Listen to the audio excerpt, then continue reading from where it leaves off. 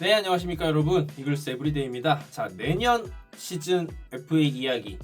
오프 시즌에 지금 외국인 영입 소식, 하주석 선수 거치 정도가 이제 하나이글스 남아 있거든요. 솔직히 말씀드리면 할 얘기가 없습니다. 그래서 댓글에 보면은 영상에 대해서 댓글에 할 일이 이렇게 없냐, 이런 영상이나 올리고 앉았냐, 이런 이야기 하시는 분들이 많으신데 할 일이 실제로 없어요. 할 얘기가 없습니다. 채널명이 제가 이글스 에브리데이인데 웬만하면 저는 이제 비시즌에도 거의 하루에 하나씩 영상을 올리는 게 목표이기 때문에 이 기조는 앞으로도 계속될 예정이다. 그러다 보니까 여러 가지 주제를 다루겠습니다. 그게 얼토당토 않은 주제일 수도 있고, 가끔은 정말 오피셜에 입각한 재밌는 뉴스일 수도 있고, 가끔은 제가 이제 공부를 해서 기록적인 부분을 다루기도 하고요. 이런저런 영상을 다 올릴 예정이니 그렇게 봐주시면 될 것 같습니다. 자, 그런가 보다 해주시고, 악플은 그래도 계속 있을 것이다. 하지만 저는 악플도 너무나 사랑한다라는 것. 자, 하나이글스는 일찌감치 내년에도 돈을 쓴다라는 기조를 밝혔죠. 앞으로도 계속 돈을 쓰겠다라고 합니다. 그럼 셀러리 캡은 어떻게 되느냐? 못 들었냐? 돈 계속 쓸 거다. 셀러리 캡으로 인해서 셀러리 캡을 초과할 시 발생되는 사치세도 내겠다라는 각오가 돼 있는 하나이글스다라고 보시면 될 것 같은데, 셀러리 캡이 지금까지 유일하게 LG 트윈스가 한번 터져서 사치세를 내게 됐죠. 2년 연속 셀러리 캡이 오버가 되게 되면은 지명권이 날아가기 때문에 사실 한 시즌 정도는 터져도 된다. 터질 거면 한 시즌 몰아서 연봉을 조금 많이 선수들 책정을 하면서 그 시즌 사치세를 조금 몰아내고, 두 번째는 이제 셀러리 캡 넘기지 않는 그런 방식으로 아마 될 확률이 높고, 근데 더 큰 이슈는 사치세, 셀러리 캡 이게 자체가 없어질 확률이 굉장히 지금 높은 상황이기 때문에 하나이글스는 조금 더 공격적으로 임하고 있지 않나라는 생각이 듭니다. 2025 시즌이 지난 이후에 다시 한번 이 셀러리 캡 제도에 대해서 논의를 할 텐데 아마도 없어질 확률이 굉장히 높다라고 저는 생각을 합니다.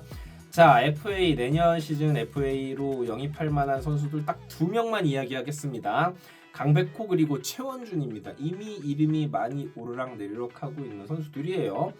박찬호도 FA이긴 하지만 심우준을 올해 영입을 했기 때문에 사실 중첩되는 유격수 자원인 박찬호를 영입할 확률은 높지 않은 상황. 위에 이제 두 선수가 강백호와 최원준이 가장 하나이글스 입장에서는 필요하기도 하고 구미가 당기는 선수일 텐데요.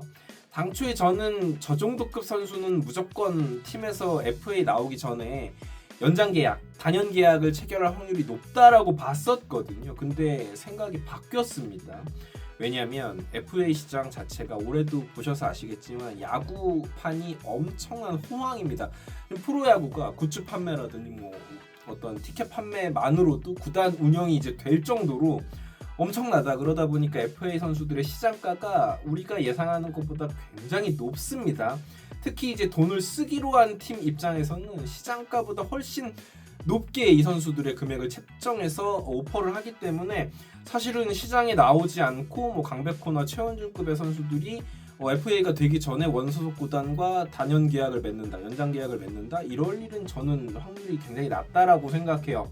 원소속 팀을 너무 사랑해서 돈을 조금 진짜 10억, 20억 덜 받아도 되니까 그래도 된다, 난 이 팀이 너무 좋다, 이런 거 아니면 말이죠. 근데 실제로 그러기가 쉽지 않죠. 총액 10억, 20억 차이 나면 팀을 옮겨서라도 이사를 가서라도 그 금액을 포기하기는 저는 선수 생활을 하는 입장에서 프로야구 선수가 쉽지는 않다라고 생각을 합니다. 결론부터 이야기를 하면 셀러리 캡 상관없다라고 하면 강백호, 최원준 둘 다 있으면 무조건 하나이글스에게는 플러스다, 마다할 이유가 전혀 없다라고 생각을 합니다. 자, 한 명씩 살펴볼게요. 강백호 선수입니다. 강백호는 사실 지금 현재 이름값에 비해서 엄청나게 좋은 퍼포먼스를 보여주는 선수는 사실은 아니에요. 이제 커리어 하이였던 2021 시즌이었죠. WRC 플러스가 168.7을 기록을 했을 때만 해도 OPS도 0.971이었고요. 이때까지만 해도 진짜 강백호가 이정우 선수와 리그를 양분하게 될 것이다라고 생각을 했는데 리그뿐만이 아니라 한국 야구계를 양분해 갈 것이다라고 예상을 했었는데 도쿄올림픽에서 받은 상처 때문이었는지는 모르겠지만 2022 시즌부터 급격히 좋지 않아졌죠. WRC 플러스가 2022년 시즌부터 각각 85.4, 106.5, 111.3을 차례로 기록을 하면서 조금 회복되는가 싶기도 하다가 확실히 데뷔 초기의 임팩트는 여지까지 이제 보여주지 못하고 있는 게 사실입니다. 그리고 수비 포지션 문제도 있기는 해요. 네, 자리를 잡지 못하고 있는 게 조금 아쉽죠. 외야 혹은 1루를 전전긍긍하다가 이번 시즌에는 포수로도 이제 출전을 했거든요. 그러다가 이제 뭐 지명타자 자리로 많이 나오기도 하고요. 차라리 진짜 포수로 자리매김을 해주면 선수 가치가 급등을 하겠죠. 근데 지금 당장은 조금 애매하긴 하다.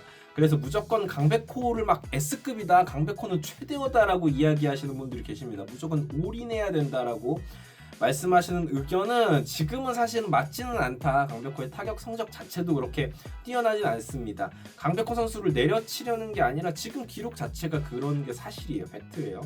근데 더 아픈 팩트를 하나 이야기를 하자면 지금 한화의 강백호보다 확실히 더 나은 타자는 없다. 이게 확실한 팩트입니다. 홈런왕을 차지했었던 노시환조차도 무조건 강백호보다 위다 라고 절대 이야기할 수가 없습니다. 저는 그렇게 생각을 해요. 그래서 강백호를 영입하는 건 한화 이글스에게는 무조건 전력 상승이다라고 생각을 합니다. 내년에 26세가 되는 선수이기 때문에 그야말로 어리고 여전히 성장할 수 있는 여지가 있는 선수다라는 것도, 강백호 선수는 뭐 그야말로 내년 FA 최대어가 될 확률이 굉장히 높죠.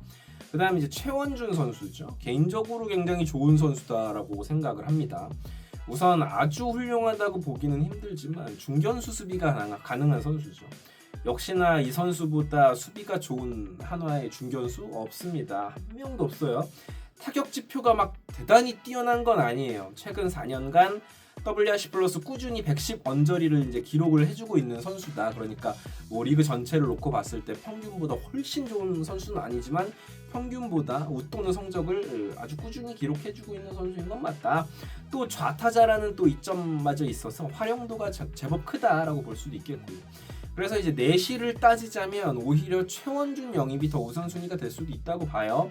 시장가 책정이 아무래도 강백호보다는 최원준이 좀 쌀 확률이 높기 때문에, 그리고 수비에서는 최원준 선수의 가치가 더 높기 때문에 최근 두 선수의 어떤 공격 지표는 비등하다라고 보면 수비에서 높은, 그리고 또 이제 최근 조금 더 꾸준한 모습의 최원준 선수가 하나 이글스 입장에선 더 영입 어떤 최우선에 있는 선수가 될 확률이 높다고 생각합니다.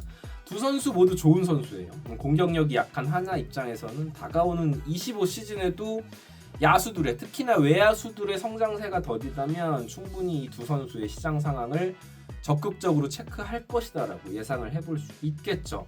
다만 이 두 선수를 영입하면 너무 좋겠지만 제가 바라옵기는 부디 우리 젊은 야수들이 잘 성장하고 특히 외야수들이 잘 성장해서 부족함이 느껴지지 않아서 딱히 영입을 안 해도 된다라고 할 정도의 어떤 팀의 젊은 선수들의 성장이 이룩되었으면 좋겠다라는 저의 바람입니다. 아무튼 심심한 비시즌 여러가지 컨텐츠들을 준비해볼 예정이니까요. 많은 사랑과 관심 부탁드리고요. 구독, 좋아요 부탁드립니다. 이글스 에브리데이였습니다. 감사합니다.